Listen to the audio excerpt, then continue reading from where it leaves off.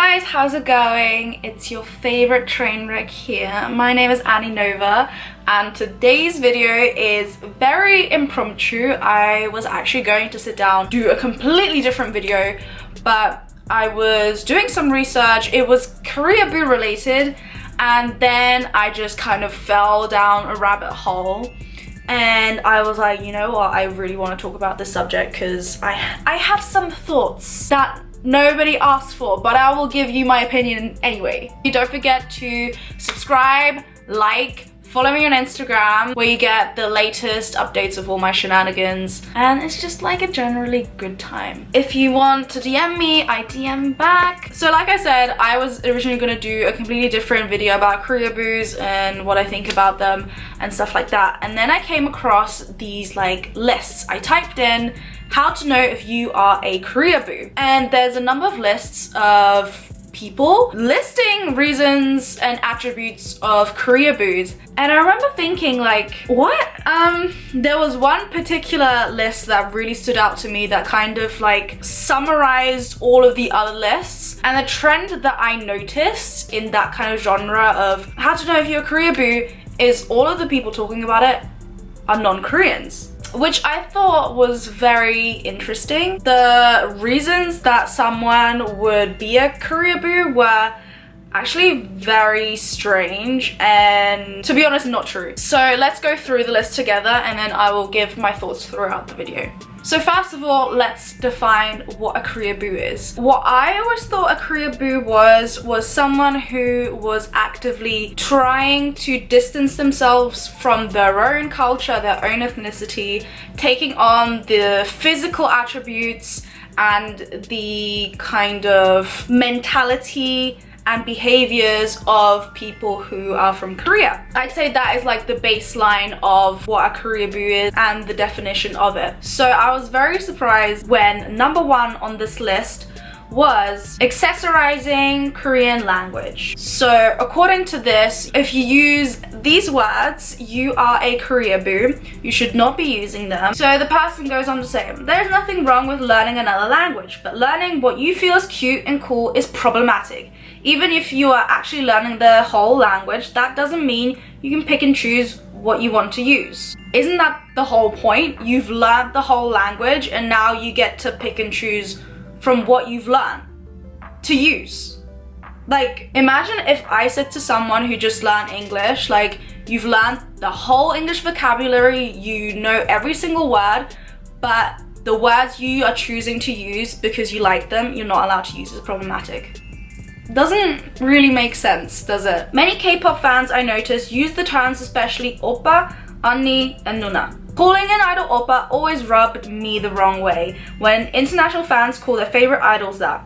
I never understood why international fans use that word with idols when they are not Korean. So yes, international fans aren't Korean, but the idol is Korean. Maybe they are trying to make the idol feel more at home when they're promoting abroad, maybe. I really don't see why calling someone who is Korean, someone who is used to being referred to as oppa, why is that wrong? Though Korean girls use this to be charming, that doesn't mean international fans should use it for the same reason as well.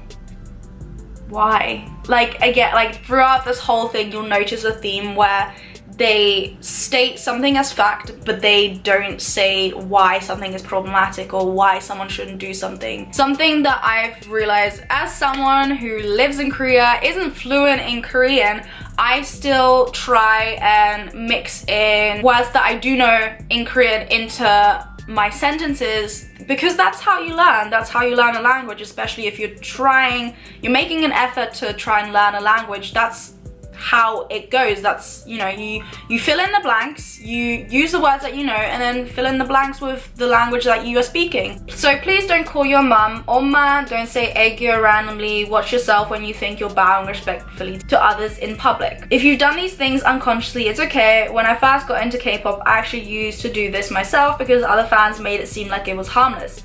If you do this knowing exactly what you're doing, you should know what you are. From this, I actually realized this is what I think is projection. Someone who feels maybe insecure, feels like they can't express who they want to be. They actually want to use Korean words in their sentences. They want to call their idols oppa or 언니. I guess there's like a level of self-hatred within that. Calling your mum 엄마 when she doesn't speak Korean, doesn't really know why you're doing it, isn't problematic. It's just a little weird. Moving to Korea. Most K-pop fans' dream job is to be a teacher in Korea. Really? And I don't mind people wanting to be teachers. Well, thank you. That's so gracious of you that you don't mind. Like, I'm glad that you don't have a problem with people wanting to be teachers. But wanting to go foreign when But wanting to go, I think she's saying wanting to go to a foreign country before you got into K-pop, you probably would never want to do anything like this. Very obvious, your only reason why go. I think they're saying that there's an obvious reason as a K-pop fan why you would be going to Korea. If your dream is to move to Korea with no deep meaning, but to only be a teacher and experience the Korean culture, you're probably a Koreaboo. What? How does that make any sense? Speaking from my personal experience, there was no deep meaning as to why I came to Korea. It wasn't like I have this like long arching like backstory of Korea and how I was a Korean in my past life or anything like that. Like, I just wanted to live in a big city. I wanted to be safe in a safe country. I wanted to live somewhere relatively cheap, and I had been to Korea a number of times before. I liked it on the surface, and I was like, you know what, the only way I can experience Korea in a more deeper level and seeing what it's like to live here is to actually live here, you know? I'm not a Koreaboo. I listen to K-pop passively. I don't really see how that's a point. Just think about it. Making a huge move to a country is no joke. It might be to some people. For me, it wasn't a big deal. Can you tell I'm a Sagittarius? It wasn't really a big commitment coming here. Came here with some savings, just figured stuff out, and I'm still here. So for me, a big commitment is coming here and knowing I can never come back, which I can anytime. So she continues on and goes, plus the only interest you have of that country is K-pop/K-drama and the few things you've heard on the country culture. All of that you could check out if you go there on vacation. I don't mind people visiting and really wish fans would say they would visit more than just jumping on a plane and moving to Korea. So this person would rather people just visit Korea instead of move. Why? Is that for you projecting again?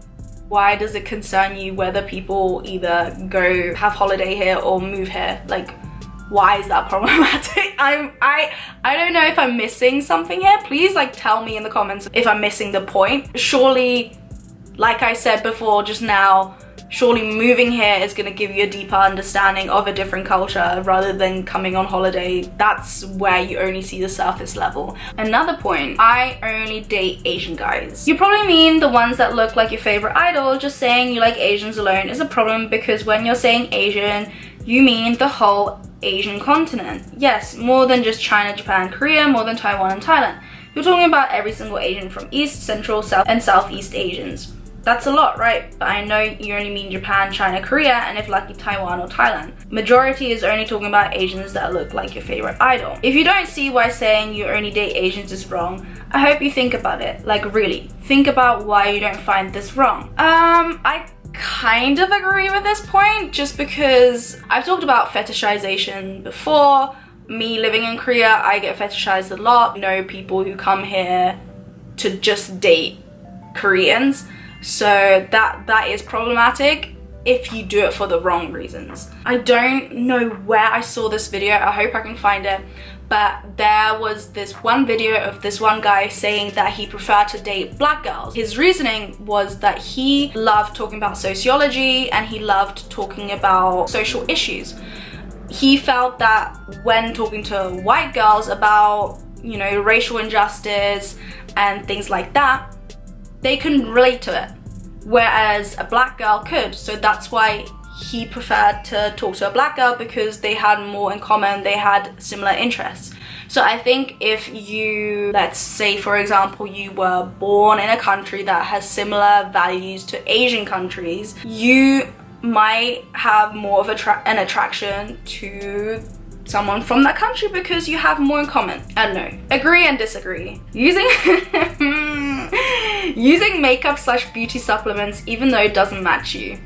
I've seen YouTubers give out reviews on beauty products from Korea, and though it doesn't work for them, they still find ways on why it's still useful to use. That's just weird. Why does someone using Korean cosmetics offend you? I'm actually using Korean foundation right now. You guys are always asking me like why my face looks so glowy.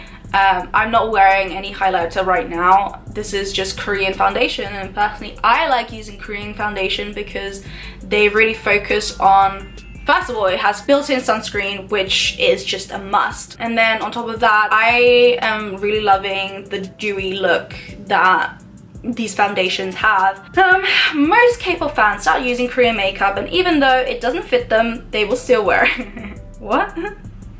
Okay. I see many girls have this white ghostly look to them when they wear Korean makeup, but because it's Korean, they don't see a problem on how they look. I don't think this is a Western problem. I've seen plenty of Koreans, and even your favorite idol has had just an unfortunate instance with a makeup artist where they didn't color match them properly.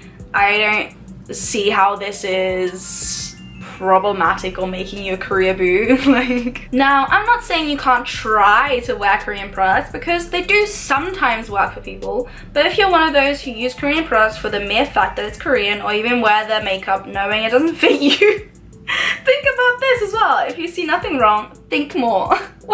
So this next point actually made me make this video because it just blew my mind. The next point is yellow face. Basically, if you don't know what yellow face is, it is similar to blackface. Yellow face was used in cinema to depict East Asians in a very derogatory way, in the most disgusting, stereotypical way. Fun fact, if you type in my name, ennienova, in the search bar, one of the first video recommendations that come up is blackface, because I actually made a in-depth topic about my feelings and views on the subject. So it is something that I'm very aware of, and I was very thrown off when I saw the examples of yellow face. First of all, she used I'm not gonna assume she's Korean, but I can see she's Asian, she's East Asian. The second picture they included was of a Instagram page called Non-Asians Are Cute Too. It is just an account of white girls where I think this is what it is. It's just white girls wearing Korean style or Japanese style makeup. They're wearing circle lenses and making a cute face. I don't know if this is a troll account. It looks like a troll account. That picture is what just made me face palm. It's a girl wearing, the best way I can describe it is doll makeup. So she's wearing these circle lenses and nice lashes, and she's made her makeup so that her eyes pop, and that's it. Where is the yellow face in this? I'm genuinely asking, how is this offensive? How is this racist? How is this yellow face? Same with the next girl. She's similar makeup, similar big eyes. The last one, I do agree, this is not okay. This is actually, I think he's from Brazil, and he was so obsessed with looking Asian that he went and got surgery to get monolids and to get more East Asian features. That one I agree with. That is yellow face and is very problematic. But the other ones, like, I think that's a major reach. So the person at the end of this list actually said, "It's been 2 years and I'm still wondering which part of this post is offensive." I don't think it's offensive, it's just confusing. So then I went to another list, and these are my top favorites from this list. Similarly, this person is dictating the way that people speak. So saying things like 진짜 바보 하지마 in everyday speech when no one can understand you makes you a Koreaboo. It just makes you weird. I don't think this is problematic. It's the same way as if I suddenly started saying certain words in French. Like, do I fetishize French people? No, it's just very gatekeepery for me. And gatekeeping is, I think, very prevalent within the K-pop fandom world, and I really don't understand it. This I really don't understand. Please don't just use 사랑해 or I sarang you to your idols or anyone for that matter. 사랑해요 is acceptable. 사랑해 오빠 is definitely not acceptable. A trend you'll see is a lot of this really doesn't make sense. It's just people projecting their own rules, I guess. Is there a reason, like, it's offensive because of cultural reasons? Is it offensive because of a historical reason? It's not. It's just your own opinion on another culture. You are offended for someone else. Where was the one that made me die? Because it was just so ridiculous. Also, you may soon start venturing on eating Korean food, which isn't bad, but if you start making kimchi and burying it in your backyard, you probably are starting to show signs of a Koreaboo. So it's fine to eat it, but not learning how to make it. I actually watched a video with a girl eating regular American food, but have kimchi on the side. This is very common in Korea. You will, even if you go to a Western style restaurant, you can have literally pizza and have like pickled cucumber on the side. Or I've been to an Italian style restaurant and they'll give you the pasta and have like pickled radishes on the side. That's what they do here. Why is it an issue for you how people eat and how people combine foods? So they talk about kimchi, a side dish Asian children stopped packing when they used to go to school back before K-pop became so big because kids made fun of the smell. Now a side dish many Koreaboos enjoy to eat. Just because people used to make fun of Koreans for eating kimchi doesn't mean now every single Westerner is banned from eating kimchi. As a ethnic girl, my mom has definitely packed me questionable school lunches, one of which being sauerkraut. If you don't know, sauerkraut is very similar to kimchi. It has a very pungent smell. You don't see me forbidding everyone who isn't from a Germanic country from eating sauerkraut just because Sophie from 3rd grade laughed at me for eating it. I do understand, however, for those specific people who were the bullies who made fun of the Korean kid to later on be really into Korean culture and really into Korean food, then yes, I see that point. For me, for example, the girls who used to make fun of my big lips in school are now getting lip filler, and it's funny, it's hilarious to me. I win. So yeah, I don't really see how that is problematic if you've never actually made fun of a Korean for eating kimchi and then later on enjoy kimchi.